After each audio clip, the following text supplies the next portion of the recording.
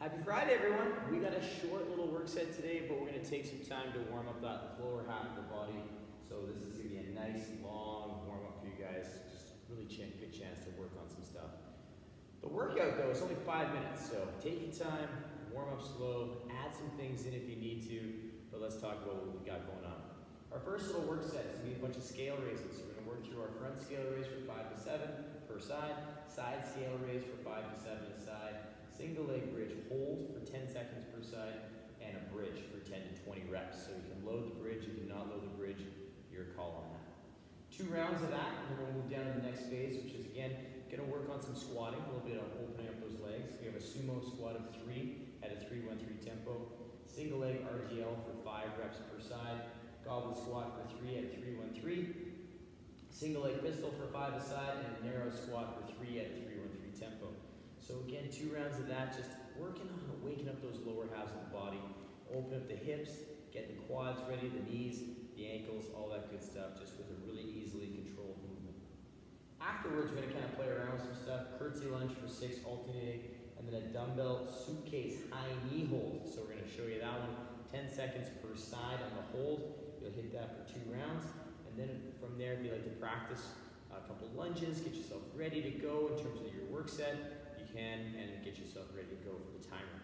So with this workout, you're gonna have to set a timer for 12 seconds and 48 seconds, or have a big clock sitting in front of you so you can tell when to switch to the next exercise. There's no rest in between these movements, so we wanna make sure that our transitions are fast and are steady and trying to stay moving for the entire 5 minutes of work. So what we have is 5 rounds. What we start off with is 12 seconds of lunging. So you're just gonna lunge nice and steady for 12 seconds, trying to get those legs fired up, embrace that little burn. Right after the 12 seconds, you're gonna pick up your dumbbell, whatever you're gonna do, and you're gonna work on a standing march for 48 seconds. Once the 48 seconds of standing marches are done, you'll put your dumbbell down, go right back into 12 seconds of lunging, right back into the standing march. So it's pretty steady pace, pretty steady state. Personally, the easiest way to do this is to have a timer that just kind of goes every 12 and every 48 seconds. So you don't have to think too much, and you can just move when you hear the beep, and you can beep, hear the move, and move again, and just continue through that. So that's the easiest way to go, but if you don't have access to that, just grab yourself a clock, make sure you can see, and set it up, all right? Have fun with this one, you guys. It's gonna burn a little bit, but that's okay. Move into the burn, have fun with it, and yeah, give those legs a good stretch out afterwards. Let's get you warmed up, ready to go. Let's get those feet underneath those hips. We'll take the arms up big and tall. Just gonna reach it out, stretch out the upper body a little bit. Those snatches and whatnot kind of catch up to you after a while from yesterday. We'll scratch our back, reach through the elbow, get a little side body stretch in there. Big stretch up, scratch your back again, reach. Oh, here it is, big stretch up. We'll take it all the way down to the floor. Touch those toes, walk up the shins. We'll come down, frame a foot, step it back into your lizard. We're gonna take that inside hand on the front leg. We're gonna turn the torso to the side. We'll come back to center. Turn to the side. Back to center, and turn to the side, and back to center. You're gonna lower the knee, press the hip, back to center, press the hip, back to center, and press the hip, back to center. Plant the hand, straighten the leg, step back into that down dog, reach those hips. Come back into your plank, step the other foot up. Inside hand's gonna lock that foot in place. We're gonna turn the torso, come back to center, turn the torso, back to center, and turn, and back to center. We'll lower the knee, press the hip, come back to center, press the hip, and back to center, and press the hip, back to center. Plant the hand on the floor, straighten the legs, step back into our down dog, reaching those hips, and we'll come back into our plank. Pulling those ribs and hips together, pressing the shoulders, tiptoe those feet all the way up. Roll ourselves up, big stretch, clasp your fingers and press up. Reach to one side, reach to the other side. Come down with those hands. Let's get you ready for action. Pause the video if you'd like to take down any extra stuff you need to do for your body today. Cat-cows, thread the needles, rotations, whatever you'd like to do, please do so. We're going to move into that first warm-up set, which is going to start off with some scale raises. So the front scale raise can be a challenging one sometimes for balance and engagement. So what we want to think about is finding our position, picking our favorite foot for balance. My toe is going to come to the front for the leg that I'm going to lift, and I'm going to squeeze my glutes so this leg is super stable and my hips are stable. My hands can go where they need to be, and I'm just going to lift my leg as high as I can control. So we want to make sure that when I lift, I'm focusing on using strength and not momentum, okay? So turning to the side, I want you to watch the balancing leg, just to keep an eye out for this. Sometimes if we try and use momentum or if we go too fast, what can happen is as I lift, my back knee buckles. So we want to make sure we keep that leg strong, and by squeezing the glutes, we can do that, and it helps keep that just a little bit more engaged so we don't buckle in the back leg as we lift. And sometimes that can just be tight hamstrings, trying to go too high and pulling that leg out of position.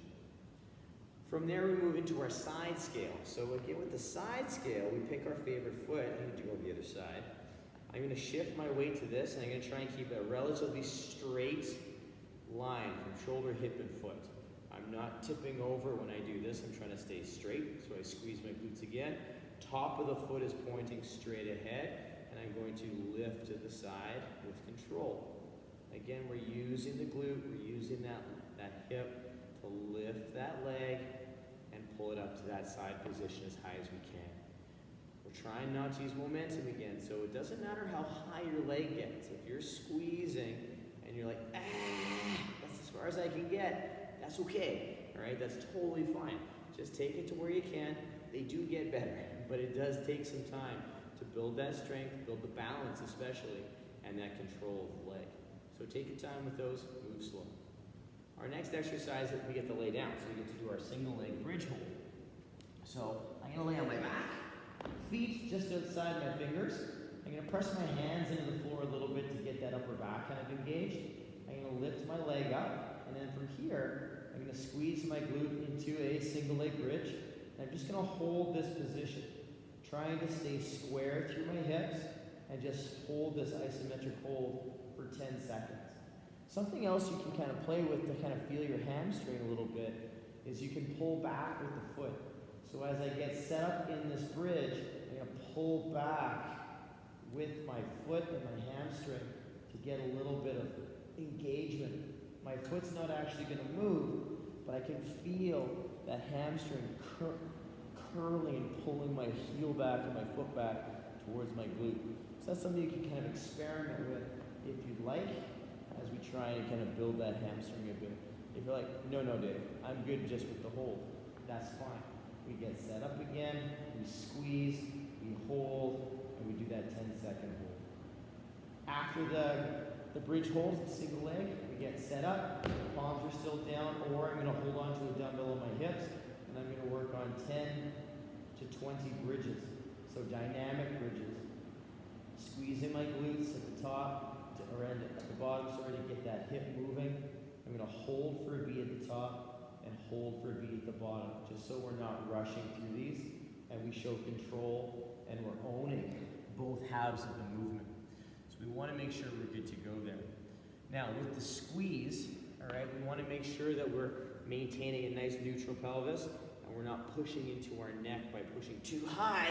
We want to make sure that we're just coming up to open the hips and then lower down, not hyperextension of the hips, just coming up to that open position.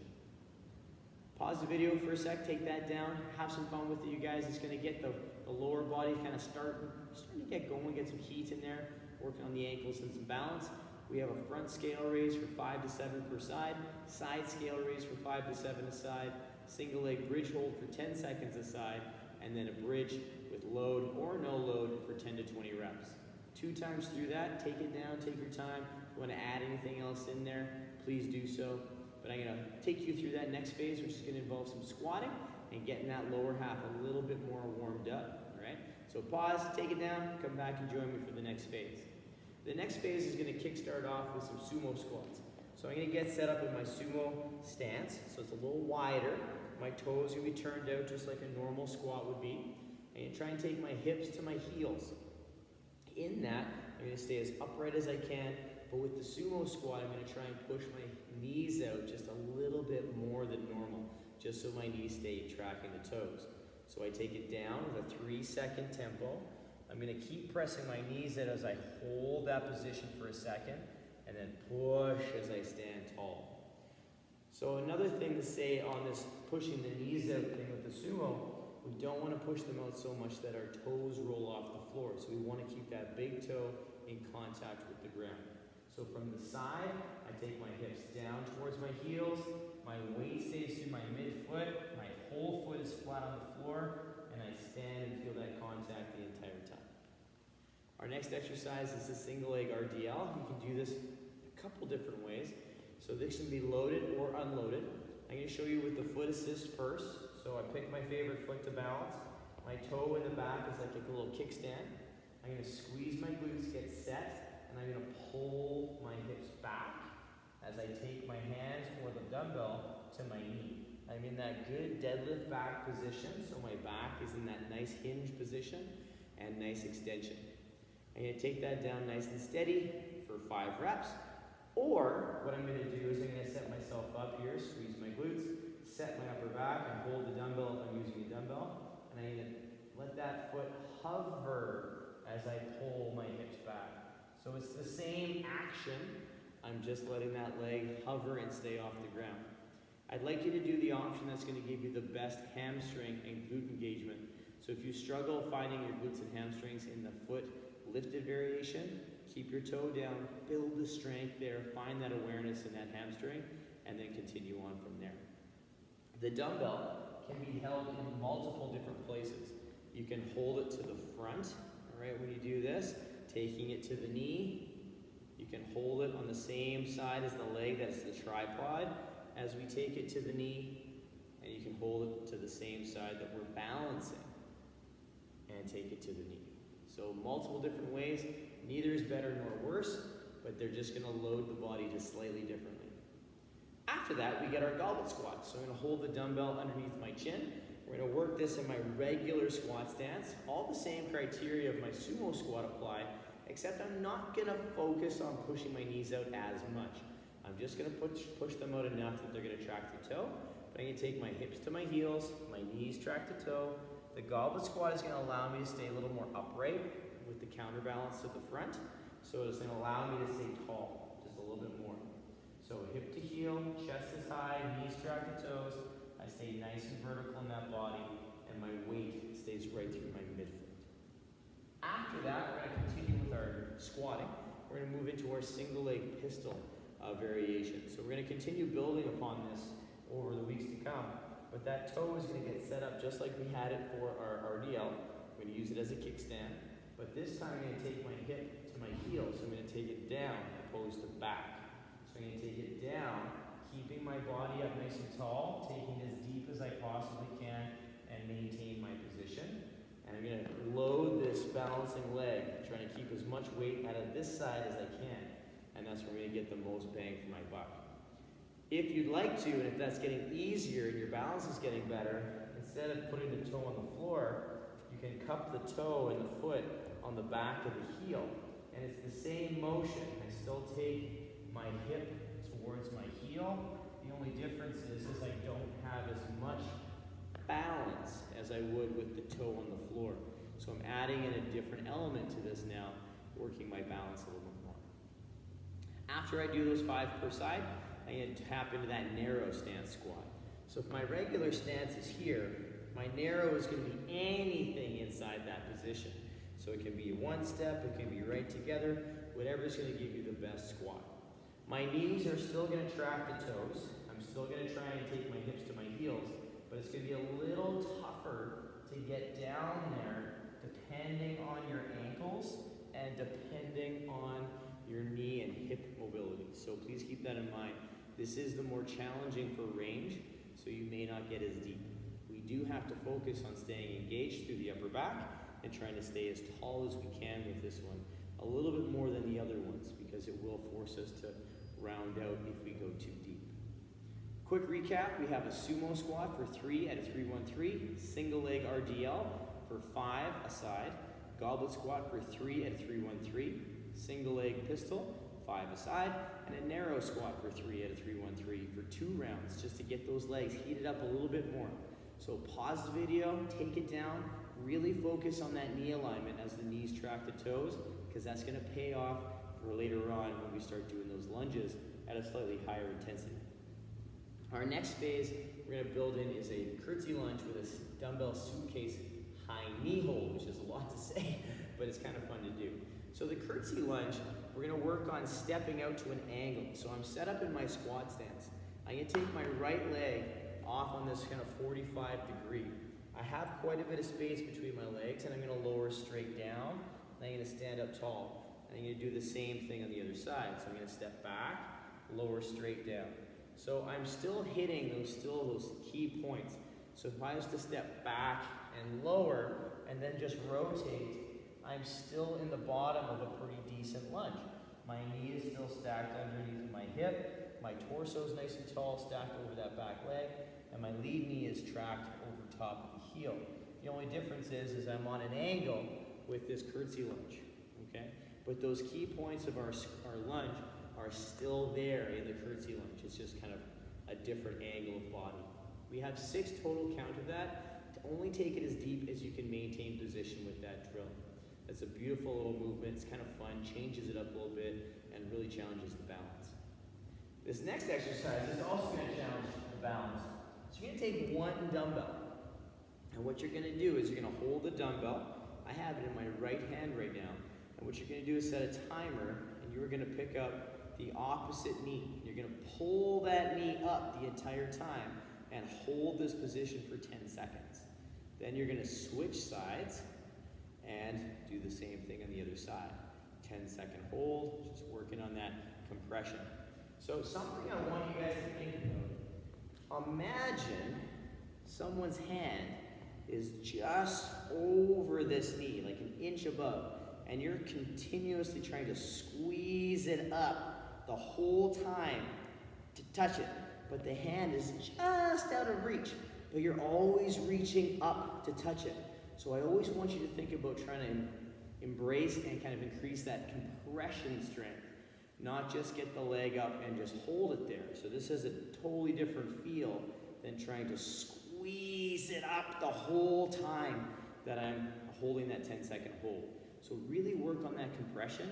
That can really help build that hip flexor strength for like toe to bar, tuck ups, all that kind of stuff that we like to play with in the gymnastic side of things for our core work. So it can be really helpful in terms of building that, plus building the balance with that single arm dumbbell being held. So we have 10 seconds per side. We'll repeat that 2 rounds. So as a quick review, 6 alternating curtsy lunges, 10-second hold with that Suitcase High Knee Hold for 2 rounds. Pause the video, take that down. It's kind of fun. It doesn't take very long, but it's going to get a little bit more heat in those quads and get ready to go for the work set.